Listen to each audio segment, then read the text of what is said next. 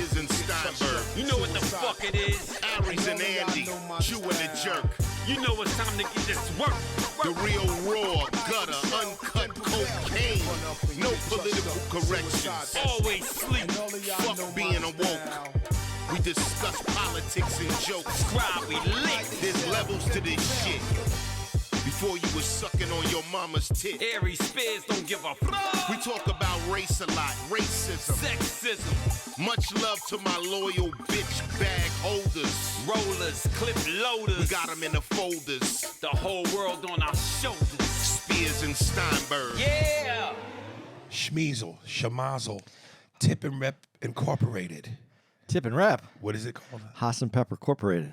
What is that? I'm assuming it's the beer company that they work for. And, What was it called? I don't know why they say it, but Shamil, Shamazel, Haas. I think it was Haas and Pepper. It's not Haas and Pepper. That's what it sounds like. Haas and something brew. I was gonna say Haas and Pepper sounds like a That sounds like hot sauce. sounds like a rabbit. Really? Well, when they isn't Haas and Pepper. They say it on the WB cartoons. The Oh shit! Now I'm lost. yeah. Where to begin? First of all, It's nice and warm when we got here. We could start there. kind of warm. Kinda Well, warm. but cold. I think this. I want to say I know I've had it once before, but it was only once and it was a long time ago. So I just think the taste and the memory eluded me. But I had a Shake Shack burger. Yeah, man. Andy called me up and said, before we do the pod, I want to go to Shake Shack. First I said no. But then I went down there and I got to say, man, no lie, you want to know the truth? I could eat 5 of these back to back to back to back to back. I felt like DJ Khaled, man. I had a single bacon cheeseburger and the hot chicken sandwich, and that bun is so soft. Like it's fucking soft, man. It's like eating air that's tasty. Right. It's like they steamed it. It had that Chick-fil-A texture to it, which made me think, because you had said that's one of your top 3 burgers. What are your top 5 burgers? Top 5 burgers? Well, just real quick, fast food we're talking about, right? Yes. It's And is this a particular order? Or no, this Whataburger, In-N-Out Burger, Shake Shack. There's a place that used to be by my house in Phoenix called The Stand. It's really good. And then I'm trying to think. No, keep it to burger places we all know. That we all know? Yeah, so you said In-N-Out, Shake Shack, Whataburger. Yeah, then I don't know. Even if McDonald's and Burger King ain't in your top 5, after your top 3, throw it in there if it rounds out to 5. If you have to pick. I guess I'd pick Carl's Jr. That's it's respectable. I guess That's in my top 5. and then Nothing from McDonald's. no, man, I hate McDonald's, man. Burger King. Burger King over McDonald's, but Burger King sucks now too, man. I don't like their buns. I'm gonna go Culver's. Who? Culver's. They're all over the place. I've never heard of Culver's. Culver's, yeah, they're Midwest. They're a Midwest chain that has they have what are those the cheese curds? Really? Yeah. Mine is my number 1 is In-N-Out. That double with just mustard, ketchup, Can't beat the and a double. little bit of onion. Oh my God! And the smell is intoxicating, dude. They got an In-N-Out literally next door to the airport. So when I come home from flights, usually when I fly out, it's in the wee hours of the morning, so they're closed. But usually when I get back on a Sunday or a Monday, at 11, 12, maybe later, their business is open and booming. That fucking smell as I get dropped off at the parking shuttle to get my car, because it's literally next door. Oh my God, That whole onions. That whole neighborhood around that section of the airport smells like In-N-Out Burger. Oh, but In-N-Out, the second for me would be, dude, I love Wendy's triple with bacon. Wendy's, fucking, that's 2 for me. I gotta say, Shake Shack is number 3. 4 would be Carl's Jr., that bacon Western cheeseburger with the onion rings. Jesus Christ. And then 5, I'd say Whataburger. Whataburger, man, I think is an underrated burger, man. Just salty to the motherfucker. This is good, though, man. Yeah. And when it's hot, when they make it, when you get it fresh, Yeah. and it's hot, it's unbeatable to me. Well, that's anything hot. You know, ain't nothing like pussy with steam coming off of it. Dude, it seems like, you know, to your theory, you were right. Death comes in all kind of numbers. These celebrities are dropping, man. Yeah. Fucking Suzanne Summers, Burt Young, fucking my man Richard Mall just passed from Night Court. Mm-hmm. Fucking, like I said, Roger Mosley, if that's his name, from Magnum P.I., the brother. Richard Roundtree. Roundtree passed. And now He's a bad mother. don't you what hold on. Womp, womp, Don't you- womp. Don't you? What is it? I forgot what it was. You say he's a bad mother. You say that part to me. He's a bad mother. Shut your No, mouth. that's what it is. Damn it, I fucking forgot. Damn, man, you fumbled. Dude, that I one. did. And then fucking Matthew Perry just passed, man. Yeah. We saw that last night. I saw that last night here in Milwaukee before, you know, just as the show started and they dimmed the lights. Jesus, man. I was talking to Tara on the phone, and she goes, Matthew Perry died. I go, no, he didn't. And he goes, yeah, he did. She goes, I just got 2 messages in my feed. I didn't believe it. Yeah. So I went on and I looked. And It's been all on social media. You can't scroll without seeing a Matthew Perry passed. Peace. But And then you told me something. They said he drowned in the jacuzzi, right? Uh-huh. I just assumed it was a drug overdose because I knew he had been struggling with drugs. And then you told me something about jacuzzis in your heart. 20 minutes, man. I never knew that. If you don't have someone else in there, I mean, I've stayed in jacuzzi. Say what it was you told me. You can have a heart. It does something to your blood pressure, and you can have a heart attack, or you can pass out. A lot of people pass out from it, and apparently, if what I read last night, there should be more information today. But you can pass out from it, and then you can drown. Yeah. So they say if you don't have someone else in the jacuzzi with you, like 20 minutes is what your time that you should put into it. Wow, I And never then knew that. let your body cool off, and then you can get back in. But you What does somebody else being in there with you do? wakes just you takes up. up- Yeah, wakes you Oh, up okay, when you okay, pass okay. out. Yeah. I just thought you meant it having another body in there maybe does something. in No. terms of- It's just someone else in case you pass out. But if you both pass out at the same time, I guess it doesn't do you any good. That's what I just was always told that, and that's why they have those timers when you go to when we're at the hotel and they have the public Right. ones. That's what the timers are for.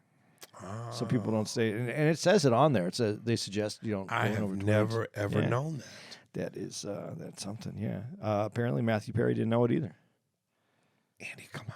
No, I'm not trying to be mean. He didn't know it. I mean, I feel bad because I think that you know what, we all struggle. We all have struggles in life, but some of our struggles are more apparent or more difficult. But you know, he seemed like he was on his right track, and then to have something like that take you out, it is. It's, 54 years old. man, it's it. And this is what's really hard is that, you know, I'm 58, and now people younger, you know, when you're young, people die and they're older than you, and you're like, well, you know, they were older. Right. But now people are dying that are younger than me. And it makes you feel it. You feel how disposable you are as a Yeah. human. Jesus. So yeah, man, it's been a rough week for the celebs, man. Could it be any rougher? You know, I came across this thing that I told Andy he needs to follow, and I guess I'm late to the You're party. late to the party on this. It's been up since the beginning. Man, them motherfucking Chuck Norris jokes are fucking phenomenal. And I gotta say, not like I wish I could take credit for it, because obviously these things have been around before I did it, but it's the Burt Bridgewater, basically. You know, like this man being such a macho badass that, you know, he defies the odds with everything. But even to that, it's also a play on the Dos Equis guy, the most interesting man in the world. They're all within the same vein. Same kind of guy. Yeah. Same kind of guy. But there was I'm hooked to these, man, because they're so great. Even the bad ones are great, but the one of the ones that stick out to me was when they said Chuck Norris died yesterday, but he's feeling much better today. Most people write their name by pissing in the snow. Chuck does it by pissing in the concrete. There's some really good ones, they're man. Not bad. They're not bad. I think they're always funny, and I always laugh at them no matter what. And even if I've heard them before, they're funny. He said when Alexander Graham Bell invented the telephone, he had 2 missed calls. They were from Chuck Norris. The one I really like was when Chuck Norris pisses into an 18-wheeler gas tank, that truck later becomes Optimus Prime. That's a good one. Yeah, there's some really good ones, man. To sit there and write those jokes, I don't know who does that, but those are really fucking good. Well, I'm going to forget his name. Damn it. A guy from Tucson, a comic from there, he had on Instagram, he had not real Chuck Norris. Really? Yeah. Fuck, why can't I remember his name? Like, I know this dude. It's not like he's just like some guy that I know there. Like, I know him. I got to try to figure out his name so I can say it on the podcast, but I'll remember in a minute. I'm sure it's just my brain doing what it does. In other news, yo, Dwight Howard gay, man. Yeah. Yo, he gay, yo. Let me quote Dwight Howard. You know, what someone that's why are you worried about what someone else does in the bedroom? Man, fuck what he taught. That motherfucker gay, dude.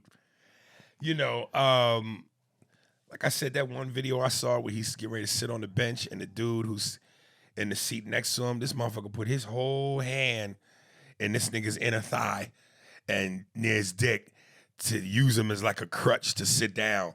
And then just some of the shit that's being said, some of the shit I'm reading. Yeah, man, listen, man, live your life, baby. Live your life. But, man, that motherfucker gay, son. You know, with what he said, I'm not twisting anything. I'm just going to go with what he has said and how he addressed it. You know, no problem. But just then come out. You don't have to come out because I said so. Come out because you could help out your community, and just be come an out. Advocate for who and what y'all are. Yeah, you know. But then come out and because no one has what's his name that came out? It was a basketball player, but he came out. I want to say his name is Jason Collins. Yeah, but he came out kind of when his retirement was towards the end of his career. And he never was a true impactful player, the way. Dwight Howard was. Oh, incidentally, since this is basketball related, we're talking about a corksucker. Corksucker. Yeah. You got the double entendre? Yeah. Okay.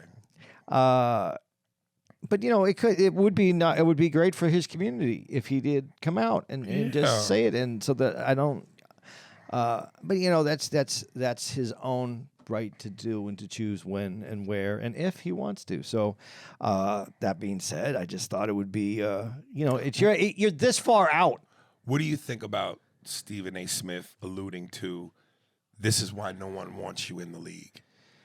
So is it homophobic bias? I think what Stephen A. Smith was saying, because he compared it to weed also, is just don't give him a reason why. It's more of what I think he was saying. Right. When you do these things, you give other people, for the marketing people, to the ownership, to whatever it is, you give them reasons why. And I'm not, but that's why I'm saying if you come out and I'm going to say were an impactful player. He's not as impactful. Then he still had a place. Even when he was in the league, once he left Orlando. Yeah. He became less and less impactful. He jumped from Orlando to Houston to he had LA. That back problem. Yeah, so let's not make this like that was truly about. And even then, there was no rumors speculating at that point. I'm just saying though, if because of like what Stephen A. said, and if that's the truth and this is the idea, come out so that you can basically put some of that to rest. That you can be a gay athlete and still be out there and play at a high level and be who you are, instead of, and your teammates didn't have any problem when he was in Orlando. So maybe in Orlando it wasn't what it was now. Maybe he wasn't practicing. Yes. He wasn't. Practice. Practice. We're talking about practice. Practice. But I'm just, come on. If that's the case. Well, let me ask you something, though. And in certain places, you take a city like Denver where weed is legal. Chicago, weed is legal. So in some places where weed is not illegal, and certainly there's nothing illegal about being a homosexual, when Stephen A. goes, don't give him a reason. Well, I understand where he's coming from, but isn't there something wrong in that? Like, why should I not be who I am, or I can't participate in a recreational drug in places where it's legal? Because if it's legal, then what's the problem? If being a homosexual is not illegal, then what's the problem? Why can't I do it? Why can't I be it? Well, one, I think because there is the stigma.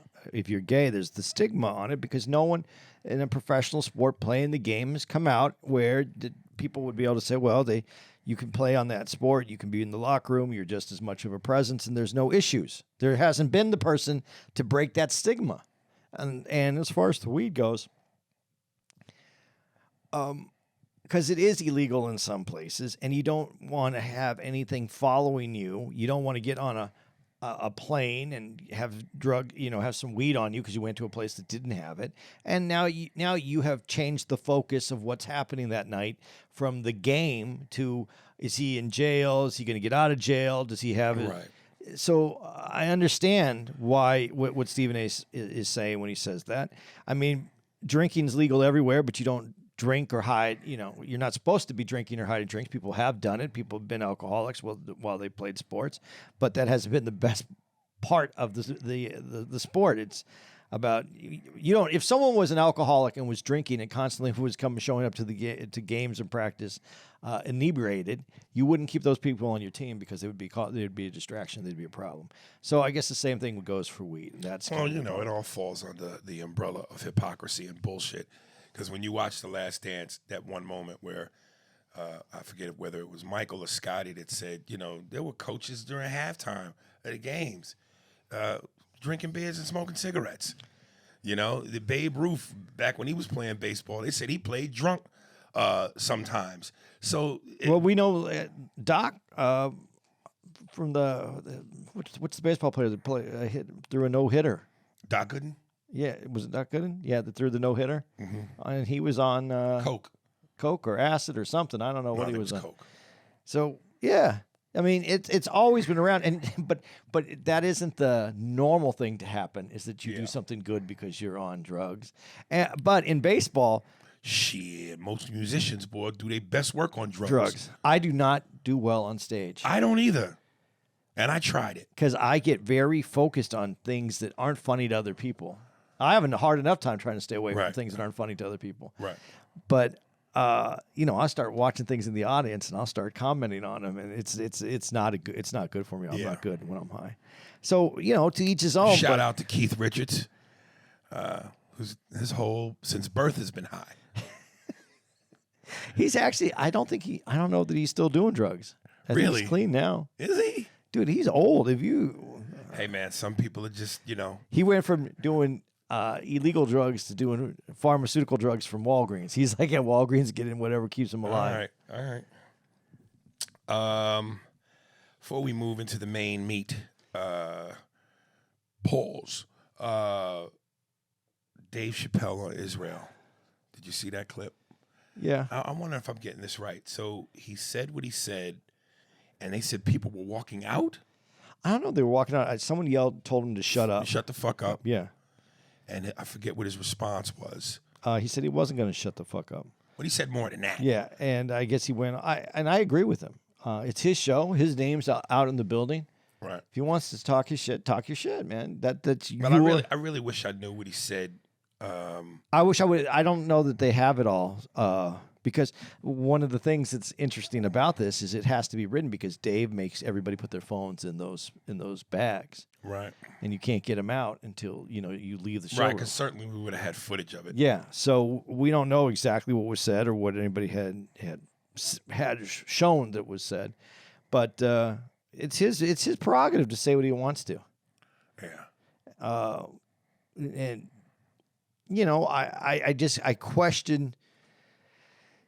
You can say whatever you want about whatever you want. It's his show. He can do whatever he wants. I think he's very, you know, he speaks well on all kinds of issues in the whole world. So I have no problem with him saying what he wants to say.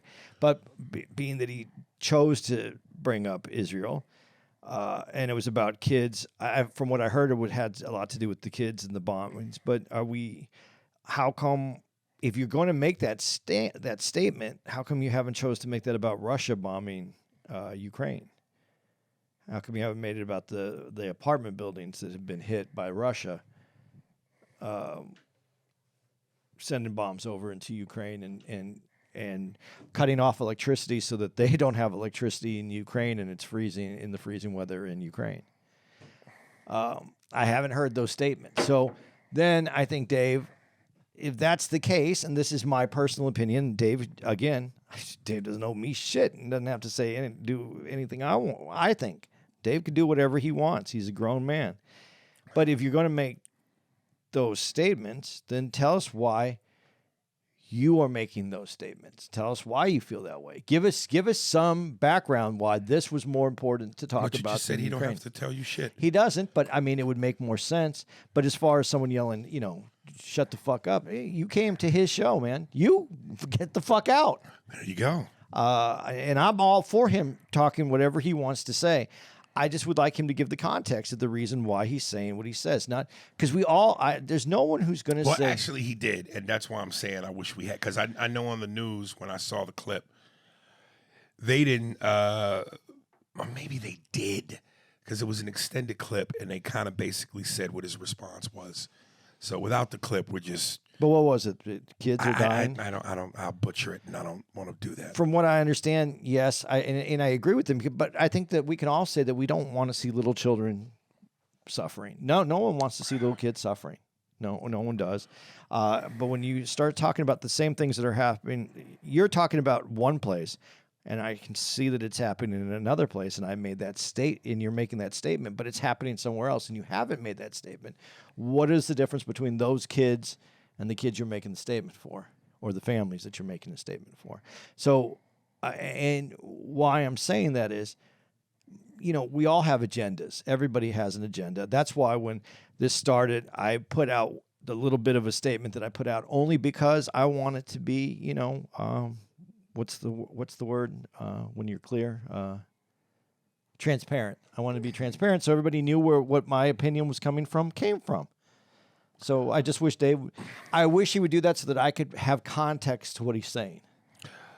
Big bully boss Putin put an end to LGBTQ whatever activity and made it illegal for trans people to adopt kids. Did you see that? No, I didn't see that. Yeah. I did say Putin put the hammer down. I did see where there's tons and tons of LGBTQ. I shouldn't say tons because I don't know how much they weigh, but there's a lot of LGBTQ, as the signs say, queers for free Palestine. And then they came out. Hamas came out and said that they don't want to have any of that in their country. There's no room for that in the country, and that would not be allowed. So I'm glad you're rooting for the team that doesn't want you. All right. Bum bum bum bum bum bum bum bum ba-da-da ba-da-da ba-da. Saw the latest part 1 Mission Impossible. I think it's called The Reckoning. The Reckoning, yeah. The Reckoning, part 1. That made me mad when I saw part 1, though, in the very beginning. You know what I thought was going to happen? They'd said part 1, and I thought halfway through the film they would say part 2. You know you were hoping they were doing like that long movie. Yeah. Take a break, go get some popcorn. We'll be right back with part 2. But apparently, I guess there is a whole another ba-da-da coming. So there's another Tom Cruise. I just hope he makes it before his skin continues to evolve. Yeah, he looks like. No, he looks good for his age. Looks good. You know, I said I was talking shit about him to you, and I said he looks like a well-worn shoe. He still looks good, but it was like a good shoe, but that you could tell has some miles on it. Maybe even been resold. Right, dude. Let me tell you. both on Instagram and TikTok as you're scrolling through, and they play that song. I wanna be, who's that? Forever Young. Who sings that? Forever young, forever young. Or whoever sings. I think it's you too. And they do these when they were young shots versus where they are now. Man, and I've said this, and I'm sorry for sounding like a repeated broken record. Getting old stinks. You're just so beautiful in your 20s and in your 30s. Like, they had pictures of Tom Cruise, Brad Pitt, Denzel, Julia Roberts, all these celebrities in their 20s and 30s versus now. And even though some of them, or many of them, look good now, there's just something about when your skin was tight. Your hair was fresh. You just, youth is so beautiful, man. Yeah. God. Yeah, it's it's funny because you go back, but some people, like, there was a period where Brad Pitt, I thought, was aging really poorly. Like, you could tell he had some stuff done and just didn't look good. What point was this? This was a few years ago when he just didn't. Oh, you mean like a few years ago, Yeah, like recent? Yeah, he didn't look. He lost something. Right. But now, a few years later, it seems like he's having a renaissance because this is coming, like, everything's kind of like he aged. Like, there was an awkward moment between his young Brad Pittness and his older Brad Pittness. Right. And now that he's an older Brad Pitt, it caught up. Like, the wrinkles are in the right place and they look right now. Yeah, I don't know. It's better than it did a couple years ago. So with that said, I know this is going to sound weird to a lot of people, but out of the guys, you know what I'm talking about, the guys in our in our time period. Yeah. Who is the good looking guys? Who continue to be good looking young and continue to make it? Who's the Sean Connery of our generation? George Clooney. Yeah. Okay. I wish I could say Denzel, but dude, when you look at Denzel in his 20s and 30s, you look at him now, like it's seeable.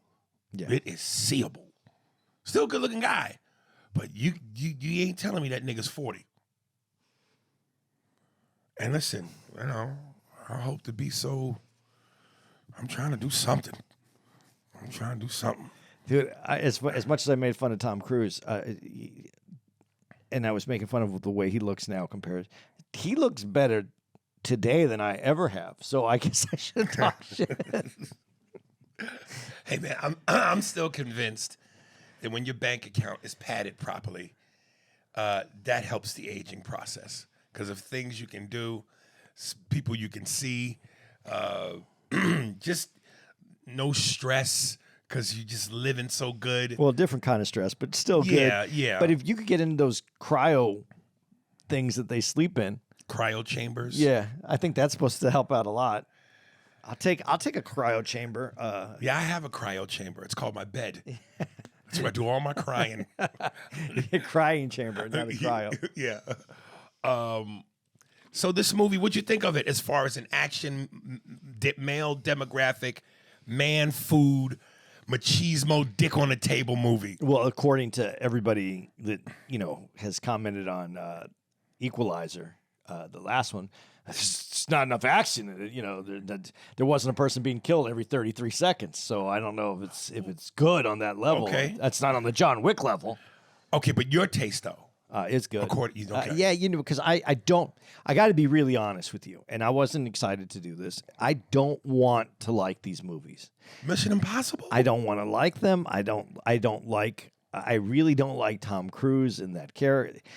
I grew up with the original, the television, Mission Impossible. I did too. Ugh. And I didn't want to like Tom Cruise in this. I never have wanted to like Tom Cruise in it. And I'm not a Tom Cruise hater. I'm just not like Tom Cruise, let's put him in everything, Right. Tom Cruise. And I hate to admit it, man. I Now, like did you it. feel that way about all the Mission Impossibles? Yeah, because I think I've seen them all reluctantly and then liked them and had to like them. Okay. Oh, so you officially have liked everyone you've seen. Pretty much. I mean, the stories are kind of similar. We're back to the masks in this one, Right. It's a little hokey to me at times, but the action part, You know what? I think getting to know a little bit more about Tom Cruise and those stories that what Matt Damon told about how Matt Damon said that Tom Cruise was explaining how he'd do the stunt, and he said, your stuntman's going to let you. However, he goes, yeah, and the stuntman said, no, you can't do that. And he goes, so what did you do? He goes, not stuntman, the stunt coordinator. He goes, I got another stunt coordinator. And the fact that he wants to do those stunts. So now kind of when I watch him too, I kind of look for him to do the stunts. So there's a little something extra in there, I guess. And I think that's pretty, there's a lot of actors, but, Jackie Chan and him are doing their own stunts. I don't know who else is doing the stunts. Right. And that whole thing about, with that last one where he's hanging off the side of the plane and the plane's taking off. And then you see the actual footage of them actually filming it from... And you're like, I got to give it to him a little bit here. Right. I can't just... He's doing the genre. Did he really do the stunt off the dirt bike with the parachute? Dude, when he's falling and you see his skin doing that, that's from falling. So I'm imagining... But that CG, they could CGI. Or they could do it in a wind chamber and they could get it done. Right. I don't know, man. But that's what makes it interesting to me. I'm looking to see, is that him? Is that him doing it? I think it might have been him doing it because that's a stunt, man. Yeah. Because not only do you have to you have to fly off the rocks on the bike. You have to push the bike away from you. Well, you don't have to push the bike away. Just let go. Well, but it has to move away from you. You don't want to land in the same place the bike is landing or come close to. I don't think there's a very big chance of that. And I like how in it he goes, I'm moving away from the rocks. So he's pointing himself and he's going out further. So that's kind of the reason I don't think he did it because that's super dangerous. Well, let me tell you something. If I had the parachute on, I think I would do that. I don't think I would do that. Son, once you boom off the joint, let it go, now you just... But you have to get away from those rocks because the rocks, the mountain peaks are coming up like that. So if you don't get past them, it doesn't make a difference. You're not going to get to use your chute. You got to get all the way past them and then you can open up your chute. Right. But I guess I don't understand why. Well, I don't know because maybe if you don't get all the way past it, you're not going to get down to the bottom because you have to open up the chute and the chute's gonna. But you could travel with those chutes. I don't know. I don't know how to do it. I've never done it, but I've seen the guys. And they're pulling the little one left and right side and they're moving around and steer it. Yeah. So I don't know. I don't think that. I'll be honest. I don't think I have the balls to do that, man. I don't think that.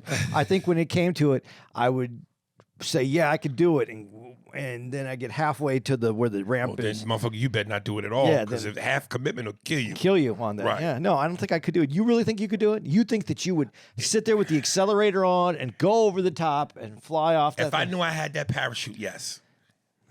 I don't know. I don't know that I could do it. It seems almost ridiculous. But you have skydived. Yeah. I never did. It's something I wanted to do. Yeah. But I don't think that I would do it now. At my age now, I just don't. It doesn't seem like something I need to do anymore. I would have loved to have done it when I was younger, but I don't think that I would do it now. I might have a heart attack and die before I got to the ground. Should there be a cutoff point to these sequels?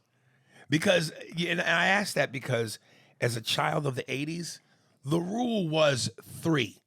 No sequel went past 3. Now, Fast and Furious 48. Mission Impossible 19. It's like now the thing is excess. More. And I guess what I'm asking is less more? Leave them wanting more. Well, it depends if you can write it. I mean, 007's... But that's a character-driven piece. It's a character-driven piece, the books with different stories, and they made this whole thing, and then they had to create more. But...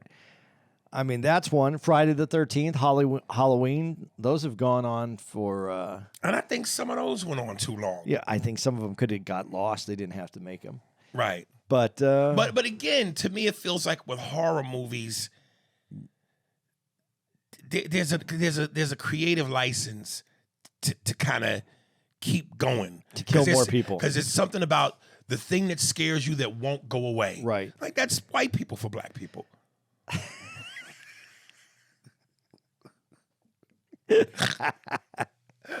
So I'm just saying, like, that's, you know what I mean? And then when Halloween comes around, it's like break out the fine china. Yeah. But I'm just like, do we need this many Fast and Furiouses? But I which again, I've never seen one. I think people will tell you when it's done. Like there's not been a Leprechaun 12. Dude, Leprechaun was done at Leprechaun 2.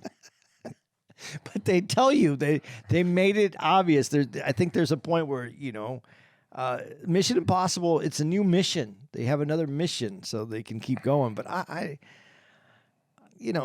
but when all of a sudden we have you have Mission Impossible. That's one. You have Jack Reacher.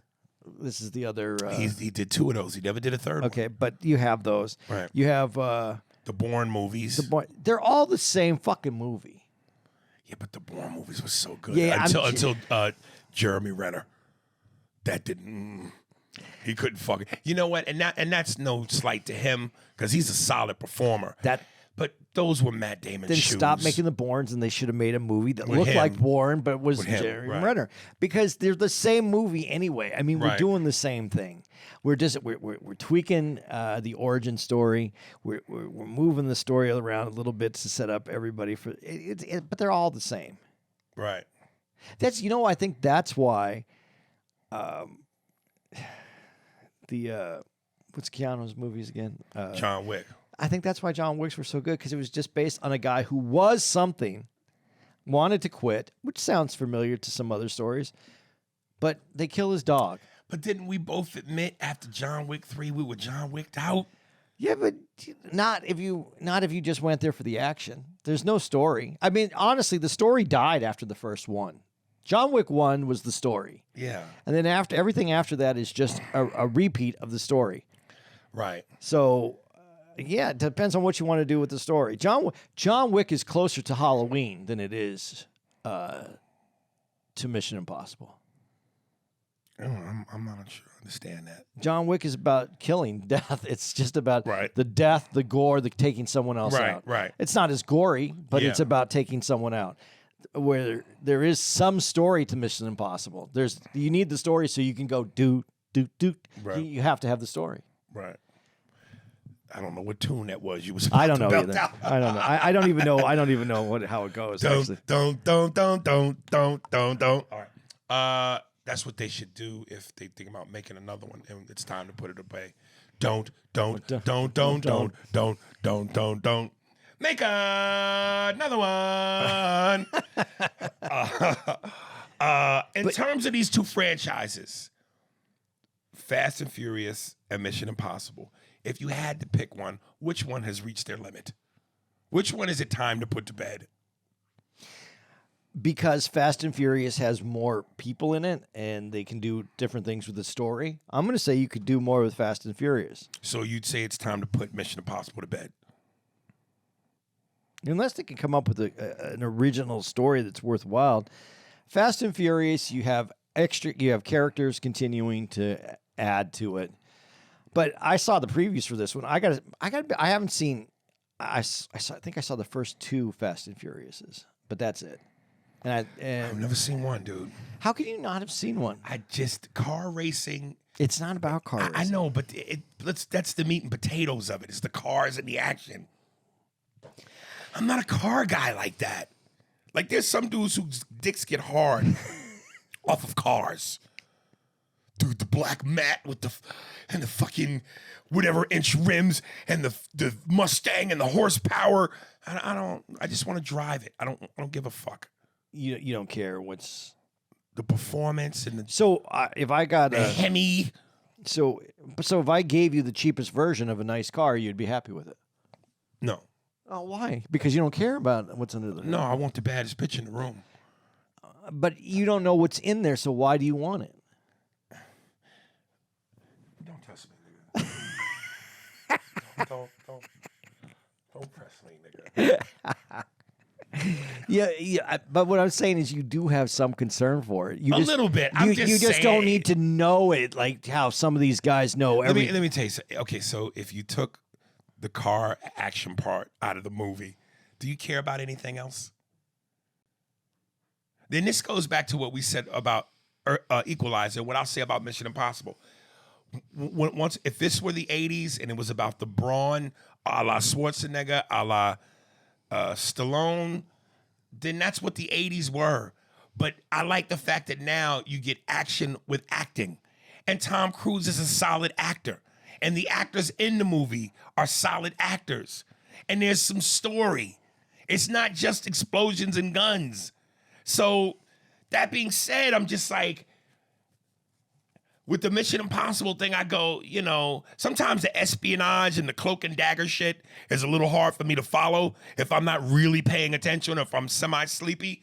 But if I'm totally alert and I'm in it, yeah, the action with the espionage and the acting, it's a well-rounded thing. Yeah, I get what you're saying, and I think to your point, and what if I'm keeping up with you on this one, the Fast and Furious doesn't need to have the actors. They could have the good-looking guys, the good-looking women, and you could roll that movie out. There you go. When you're talking about these new movies like that have an actor in it that's bringing like the character and the scene and making something happen. Yeah, I get what you're saying there, and that makes sense. But there's something that's wrong with this to me, and maybe it's just because they're in my age group, so they're approachable to me. But there was something about the suave of a Sean Connery that wasn't there when Roger Moore got there. There's something that was different about that kind of person. When I see, when you watch the old Mission Impossibles on TV, those guys were cool though because they were cool guys. I don't mean to cut you off. Please. Yeah, I know. That just holds such a haunted place in my memory when you bring up Mission Impossible. Because again, my dad loved that show. We didn't have money, which means we had one TV. I could not stand that show as a kid. And when he put that motherfucker on, and I'm sitting there having to watch that, and I hear, don't change that, I'm watching that. Nigga, no, you not. Let me put on a cartoon. His eyes were resting. He was resting his eyes. Man, go ahead. But that had such a hauntful, that Mission Impossible. When I was younger, I don't think I liked it too because you know what? There's a lot of story in there and you're having to pay attention. But, but that's seared in my mind when it says, if you choose to accept this mission, whatever. But this tape will self-destruct in 5 seconds. But I like when you said they were cool guys. They were cool guys. They weren't trying to be the best looking guy, the best. They were just a cool team, and the guys were cool. Right. That's how those movies.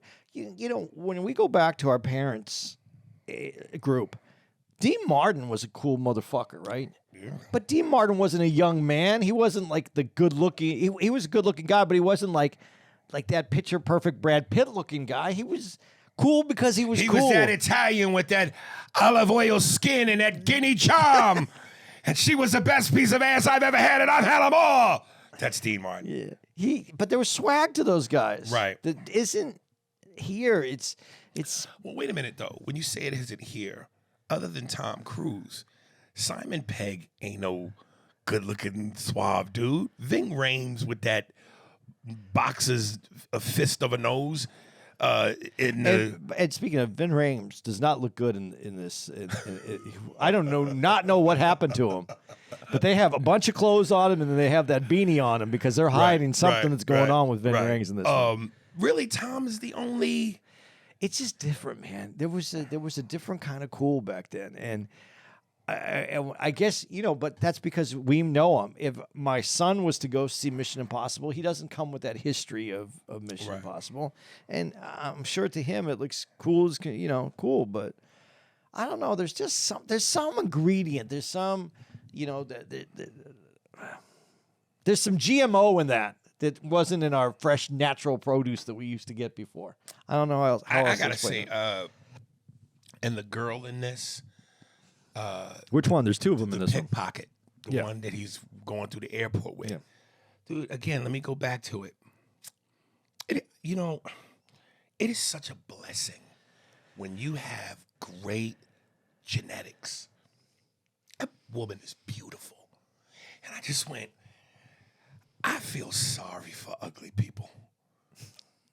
To be beautiful is such a gift. Because you already have a foot in the door. You already have a head start. When you are beautiful as a woman, and I said prior to this Mission Impossible, the Mission Impossible that had Paula Patton in it, who I think is one of the most beautiful women in the world. especially in that movie. I mean, there isn't a flaw on her face. The features, everything is smooth and beautiful. And I just go, man, when you are a beautiful human being, you got the one up already. You know, when you're ugly, you have to have a skill, funny, something goofy, smart. You gotta have you gotta have something. Sometimes when you're beautiful, you could be as dumb as nails, but your beauty is your power. That woman in that movie is fucking gorgeous.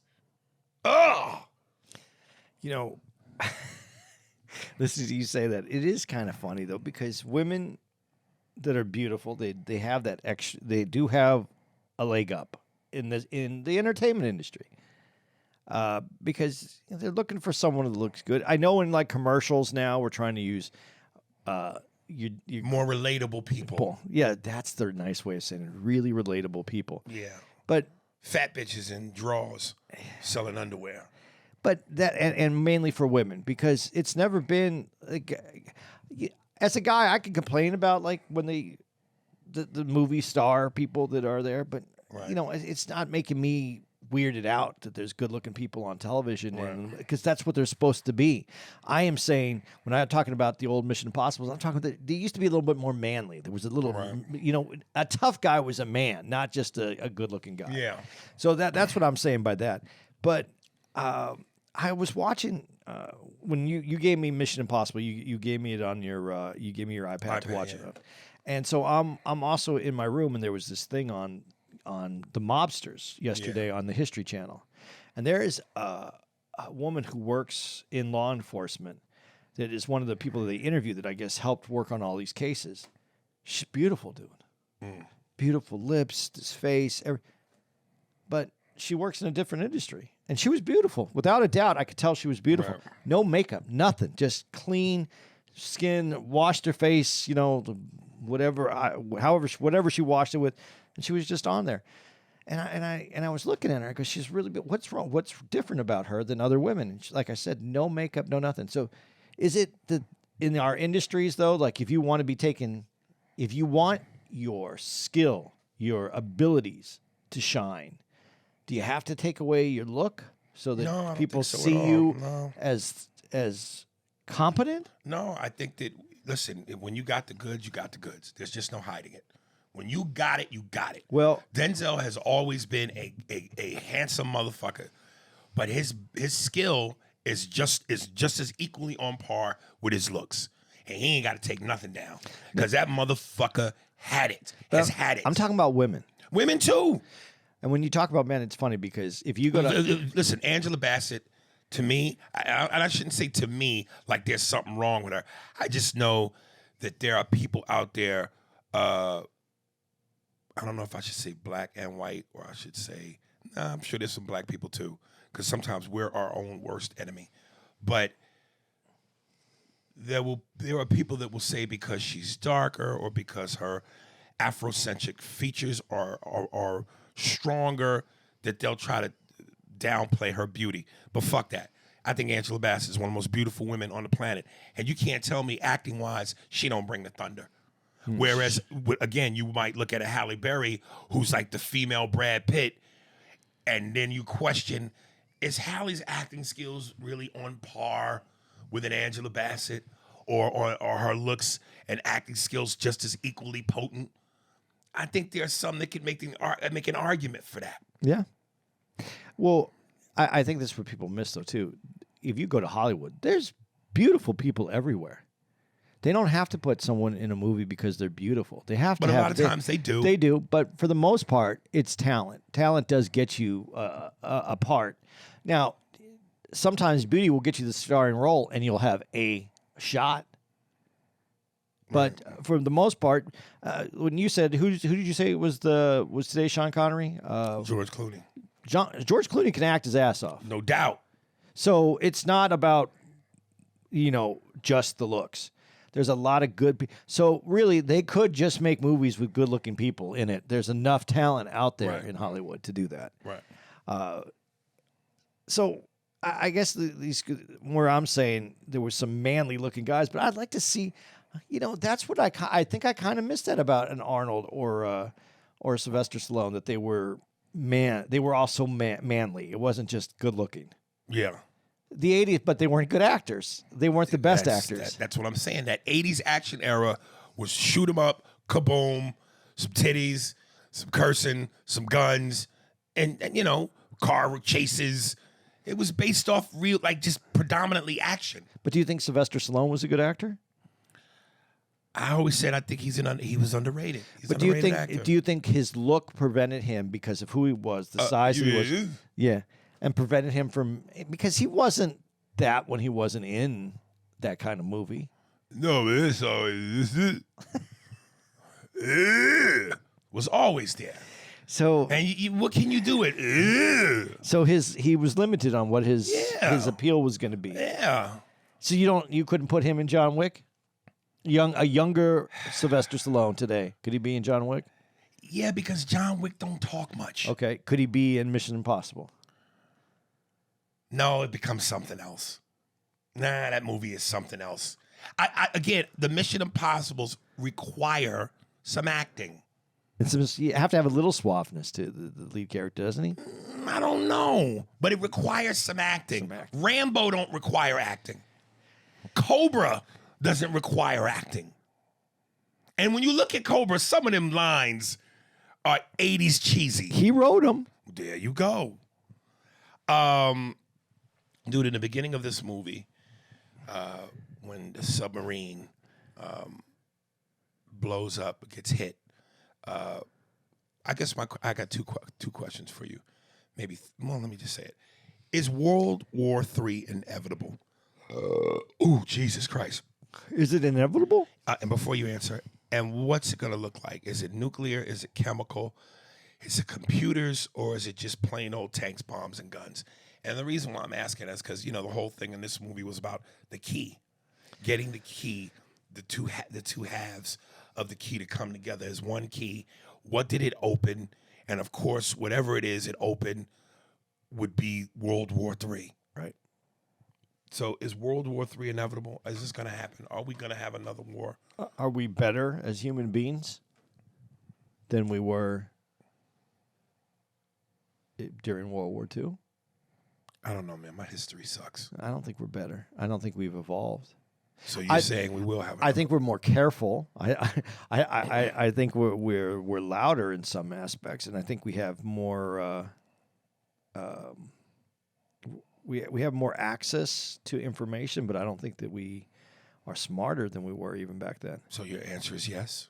Yeah, I think yes, but I just don't know how it happens now because and I can't speak for the rest of the world. I only know I only know the country that I live in, but there's two kinds of wars. There could be wars that are done like what this was showing, like a digital war, like it was going to be done to computers.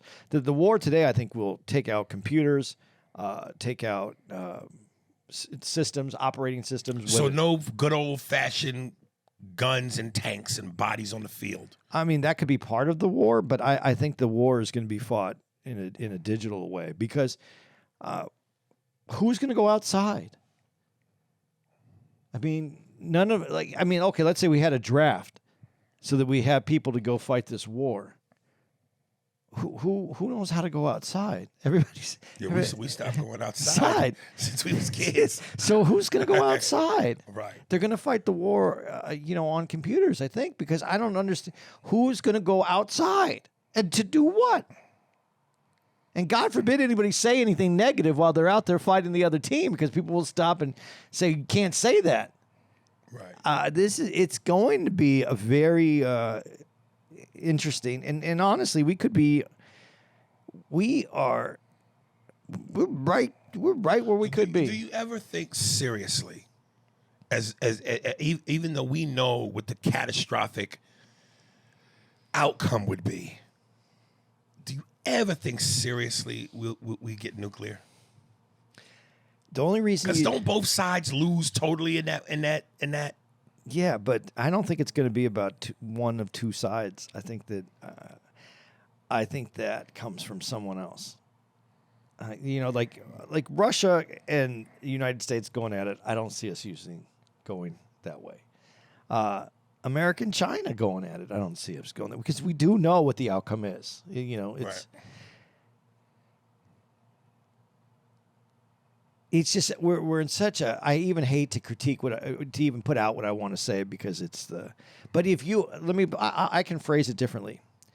If you're not living for this life, if you feel your reward, and we all feel like we're supposed to. I'm not saying we all because a lot of people just feel it ends at this life, but if you believe the ultimate reward is in the next life. 75 virgins. I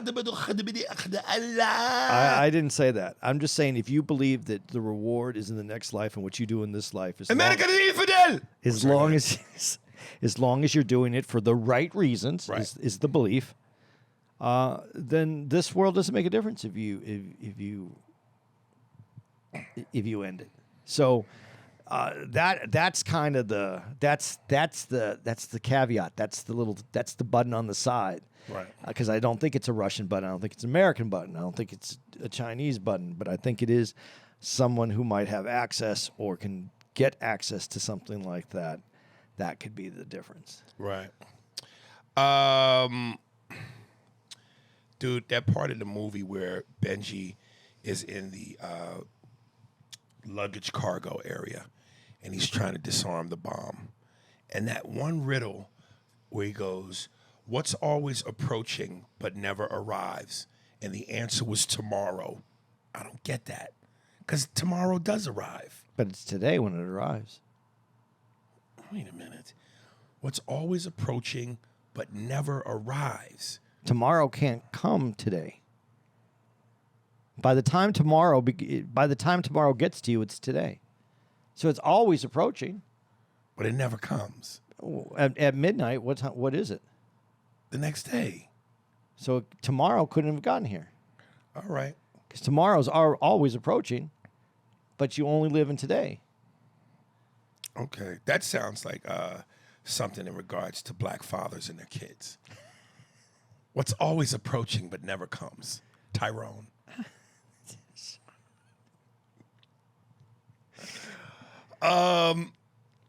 Dude, I like to call these, and listen, I told you, I think as I get older and I get away from my immortal youth, you know, you start to become an old man in the sense that shit has to make sense to you. And in an action movie where suspension of disbelief is a huge selling point, I have what I like to call get the fuck out of here moments. So, in watching this movie, there were a couple of get the fuck out of here moments. I want these. I just went, come on, man. So, in the first get the fuck out of here moment, I'm going back to when Benji was in the luggage cargo. And Ving Rhames tells him to disarm the bomb, find something, keyword find, which means you have to look for. Find something in there you can use to disarm this bomb, to unlock this suitcase.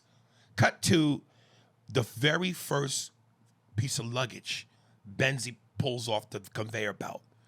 Has exactly what he needs to pick this fucking lock. Well, come on, man. Find, look for. When the fuck have you ever looked for anything and in your first look, you got it? well, we assume Off a random fucking suitcase? maybe he grabbed multiple suitcases. No, he didn't. They don't- they're not It's gonna- in one scene. The- Ving Rhames goes, find what you need. Cut to Benji looking frantically, grabs the first black suitcase off the belt, and that has it. Yeah. Get the fuck out of here, moment. Get the fuck out of here, moment number 2. Okay, the car chase with the cops in the yellow Fiat. And they end up near these steps. Spanish steps. The Spanish steps. In Rome. It's 1,000 steps. Fucking Tom Cruise is handcuffed to this bitch. Driving the car, no seatbelts. This car tumbles down the steps, flips, circles. I mean, this motherfucker is everywhere. When it finally lands, no cuts, no bruises, no broken bones. Now, it'd be different if you could kind of tell me, yo, they were wearing the seatbelts. That's a hell of an ad for a Fiat. This is why you need a Fiat.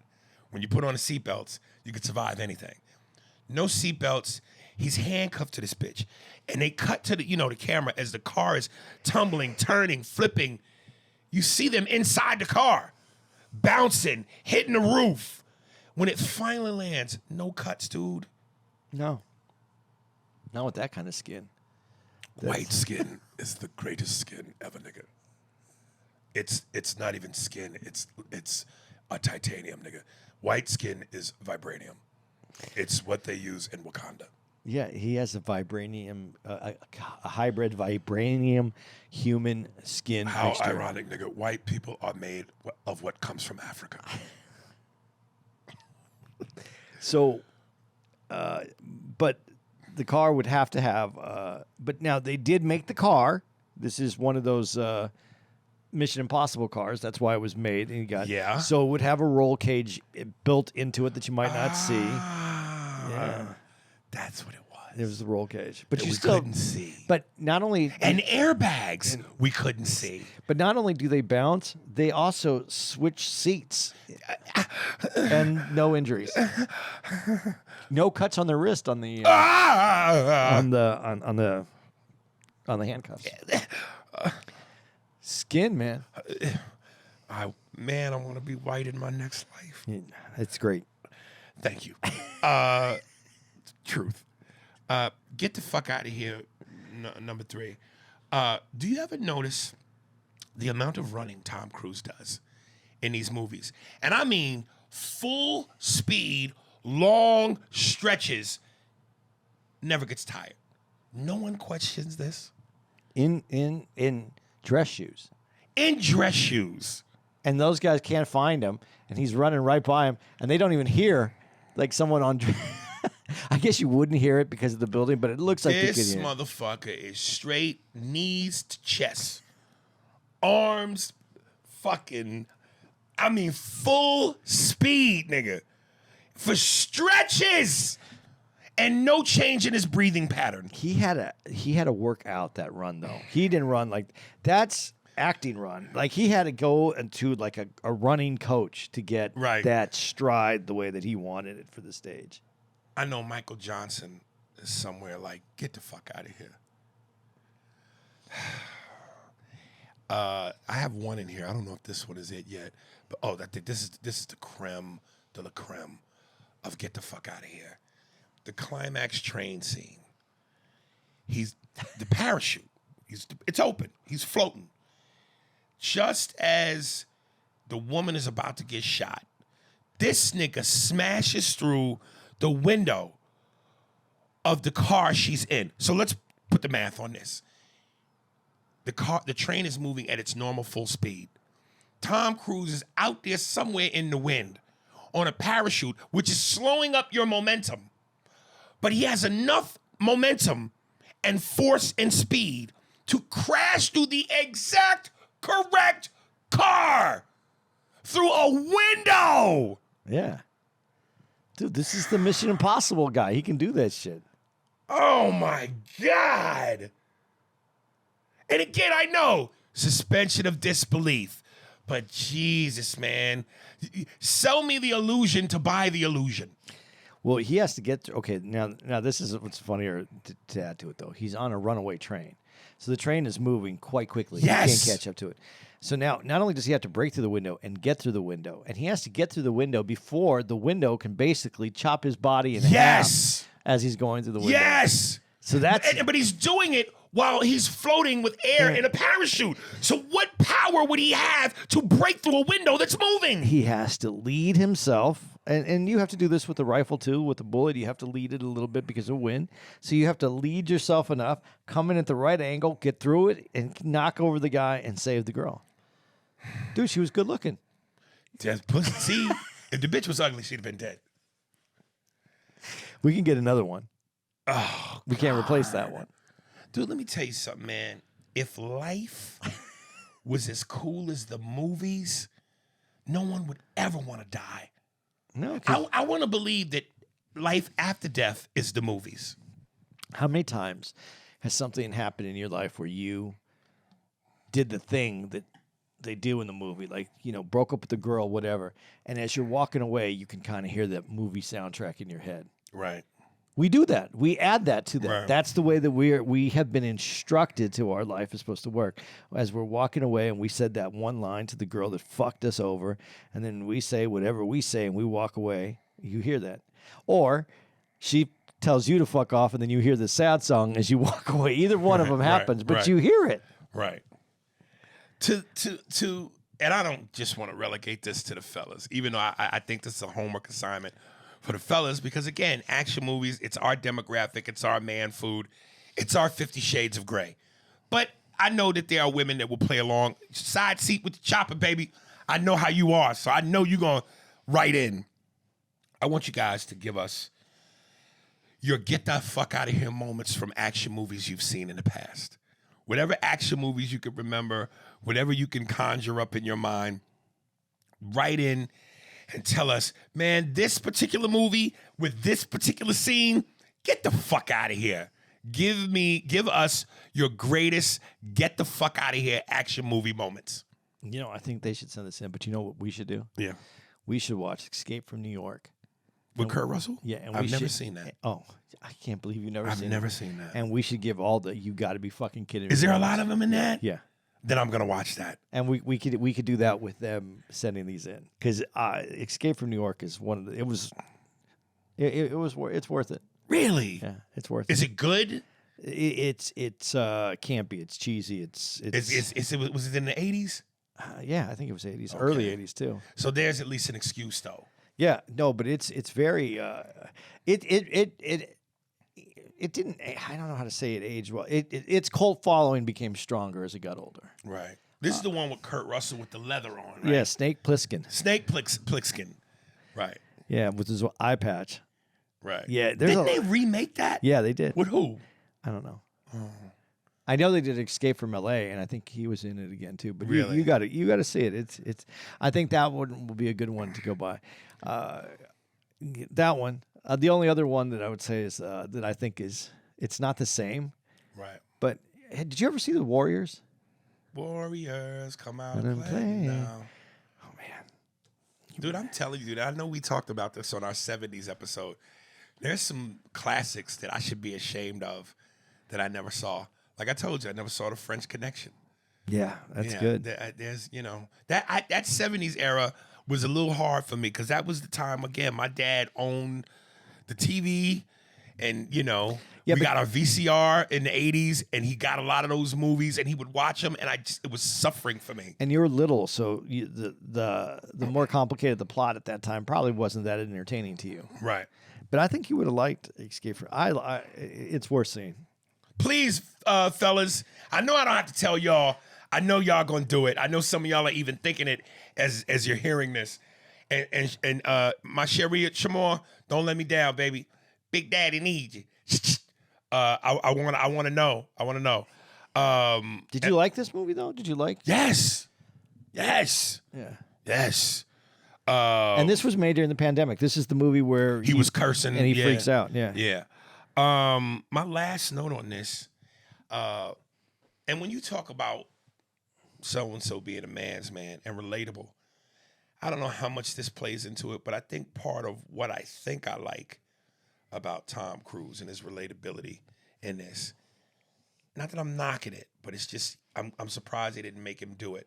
Because that's the thing now, during the fight scenes, all the fight scenes now are stylized, quick camera movements and cuts a la the Bourne movies. Yeah. When he fights in these, he seems like the average dude throwing punches. Like he knows how to fight, he can kick your ass, but it's not stylized like Matt Damon in the Bourne movies. It feels like this is just a hardcore, true-blooded American, red-blooded American just whooping your ass. There's no jujitsu in this. Yes. It's punches. Yeah, it's just straight punches. It's Mission Impossible, man. All right. I think that's what it is. But I thought it was interesting. I liked it. I don't want to like these movies, and for whatever reason, I still end up liking it. So I'm clear, on a scale of 1 to 10, 10 being you perfect, what do you give all of them? 7s. 7s. 7, 8 for the action. Let's say about an 8.5, 9. Yeah, nah, I can't go that high. Really? Yeah. What's an action movie you give a 10 to? I don't know. I'd have to really think about that. A 10? A 10? Is Rocky an action movie? That's just a man's soulful movie. That's a real movie, man. I'd give that a 10 because it brought you in. Anything by Schwarzenegger a 10? No. Terminator 2?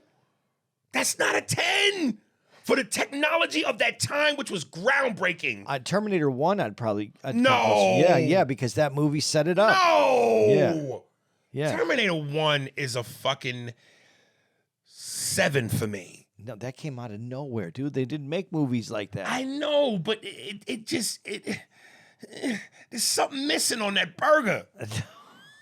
Such a good movie. Motherfucking T2 is a deluxe burger made medium well. T2 is with the cop that turns the liquid metal. Ah, fuck that. What? I want the fucking android with his mechanical parts chasing me the whole time.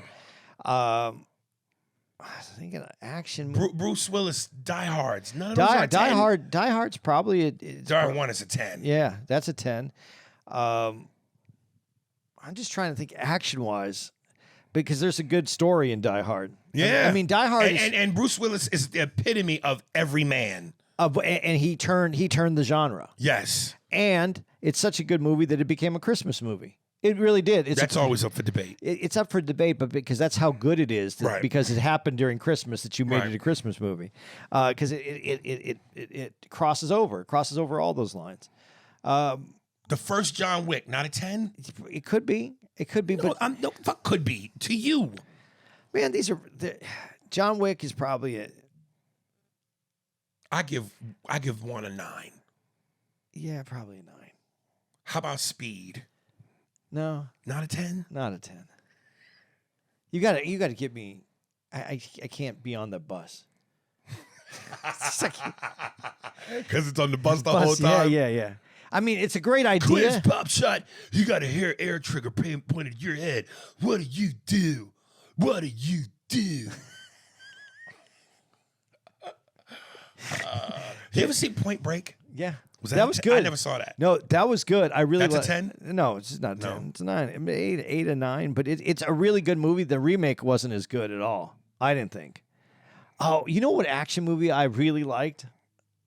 And it's Schwarzenegger. So I'll give this one to the one of Mars. The one where they're on Mars. Total Recall. Total Recall. I love. That's a 10. To me, because that was it's a sci-fi movie. It's an action movie. Right. It had one of those endings where you go, "What the fuck just happened?" And you could go 3 different ways on what really happened to that movie.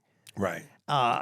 And and his eyeballs popping out. But yeah, Right. that's it. How about Commando? Commando was a good movie, but it isn't. Wow. Do you really think they're like 10s? Like the ultimate? No, that's what, a 9. What movie? That's a 9. Okay, let me ask you this. Oh, Predator.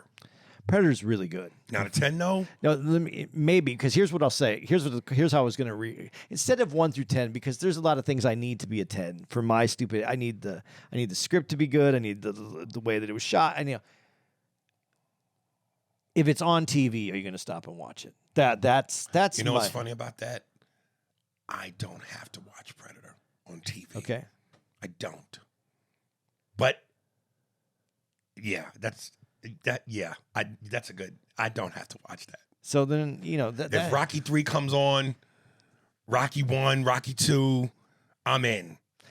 there's certain movies. I got one for you. Tombstone. Yeah, Tombstone you got to watch whenever it But comes no, on. it's at a 10. Oh, that's a 10. Okay. That's a 10. Okay. Yeah, Kurt Russell's mustache should have got an Academy Award for best You know what I'm mustache. saying? You tell him I'm coming and hell's coming ready. That scene alone. And then that next shot of the sun behind him with the horses in silhouette. Come on, man. I'm that when you say "and hell's coming with me," that scene. Yeah. Watch his eyes. Oh. Well, I don't know what they did. I don't know if they did something to him. No. That's acting, brother. That's They did teared up, a little glossy. gloss tear, Yeah, man. and a spark And though. a spark of rage. I don't know how you get Right. that. Yeah. That is it's almost so prevalent Right. that I almost didn't like it the first time I saw it because I was like, that's fake. And then I watched it again. I was like, All what right. the fuck is that? I already know your answer's not going to be a 10, but I have to bring it up because it's cheesy 80s action, and you just said Kurt Russell. Tango and Cash.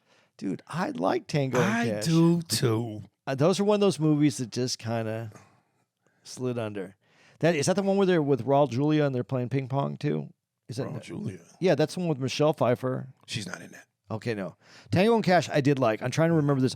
No, Michelle Pfeiffer, Tequila Sunrise, I thought was an I action never movie. saw that. Dude, that's with That's an action movie? Yeah, it's with Mel Gibson and is it Mel Gibson? It's Mel Gibson, Michelle Pfeiffer, Raul Julia. Fucking great movie. And it's action?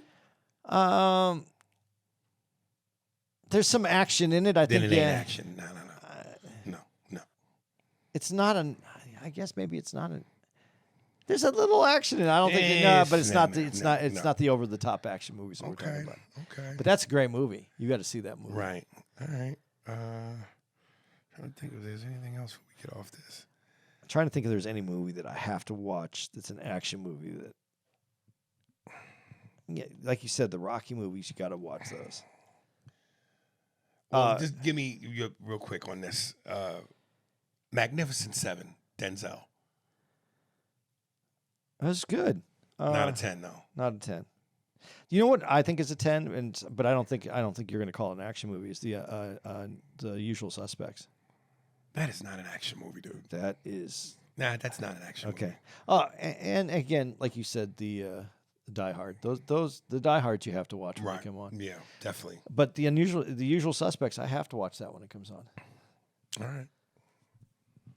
And I know you don't give none of the Expendables a 10. No, You hate those. dude, those were. You know what those were? Those were retirement program movies. That's cruel. Those were movies, so everybody who's retiring had some cash in the bank. That's, you know what? That's for like when Bon Jovi or the Rolling Stones, or I'll even go older than that a little bit, Huey Lewis and the News do a concert, and their fans come. Old as a motherfucker. Those. You know what those names of those concerts should be? What? 401ks. That's hilarious. Give out some dates. That's hilarious. That's what they should be. 401ks. Instead of sponsored by or produced by Live Nation, Yeah. they're produced by 401ks. It's produced by whatever financial institution. For the 401k. record, one of my favorite songs of all time, Huey Lewis and the News, Power of Love. That's one of your favorite songs? I love that. Yo, he belts that motherfucker out. The power in his voice, it's just the power of love. What I heard about Huey Lewis, though, which I think is amazing, is that he's one of the nicest people in the world. Really? And when the album The News came out in our 80s time, that was that thing just it was unbelievable. Right. But I was watching Back to the Future today, and there's the scene in there where Huey Lewis is at the he's one of the judges for who's going to be in the talent show. Right. And I thought it was great. I thought it was funny back then, but when you forget that that's in there, then you see it, it makes it even better. All right, guys, here's The what. power of love is a curious thing. It can make man weak and another man sing. Boy, you sped it up on the. On that one part? Yeah. Let's see, West Nyack. Guys, that's where we're at. Going to be. Well, you're listening to this that weekend. We're going to be at Levity Live in West Nyack, November 3rd through the 5th. Hey, and guys, I wanted to just tell you something. You're going to say it now, right? What? You forgot the subscribe like button? No, I'm going to say it. Oh, I forgot to say it. Yeah, but I'm going to say it. If you just listen to this and you enjoy it, we don't ask for much. And so if you could just like and subscribe, we'd appreciate that. Just hit that button, like, subscribe. Let us know that you're out there listening to us because we need it. That's the only way we know to keep doing this. So if you do that, I'd appreciate it. Don't need money, don't need fame, don't need a credit card to ride this train. It's set up at the better, and it's still some time, and it might just save your life. It's the power of love. You need to sing that while you're on stage at the shows tonight. Also, if you want answers to, and you want to ask me what the show times are, like if you know I'm in your city and then you hit me up and you go, hey, man, I want to come down. What time are the shows? The time of the shows are whatever.com you need to do to get to the comedy club that it's at. I ain't telling you what time the shows are. I have a hard enough time for me trying to get to the shows on. Yeah. You guys got to stop asking me what time the shows are. Just Yeah. put it in improv.com and you can find the times of the shows, or funnybone.com, helium.com, whatever it is, you can handle that. I'm a karate man. Karate man bleed on the inside. It's called the quarter blood technique. You do that, and a quarter blood fall on somebody's body. So Levity Live, West Nyack, November 3rd through the 5th. Tampa, Improv, November 10th through the 12th. Ontario, California, Improv, November 16th to the 19th. San Jose, California, Improv, November 24th to the 26th. And Tacoma Comedy Club, December 1st through the 3rd. Never mind. Magoobies, that one was rescheduled till January. So if you have tickets for December 10th through the 7th, get those exchanged for the proper date. December 15th through the 17th, Summit in Fort Wayne, Indiana. And December 21st to the 23rd, Bricktown Comedy Club in OKC. And December 28th to the 30th, we're back. Washington, D.C. Improv. All right. This guest here is named Derek Griffin. Amigo Rain, the Black Print. The Instagram is official Migo Rain. And that's OFFICIALAMIGOREIGN. Official Migo Rain, the Black Print. Enjoy. That's the show. Spears and Steinberg. Thanks for listening to the Spears and Steinberg podcast. If you'd like to know who's responsible for this shit, it was hosted by Ari Spears and Andy Steinberg, produced by Steve Merrick and Anthony Holmes, executive producer, Big Papa, Robert Kelly, and Matt Kleinschmidt for the Laugh Button podcast. For more information on where to find us on the internet, visit SpearsburgPod.com.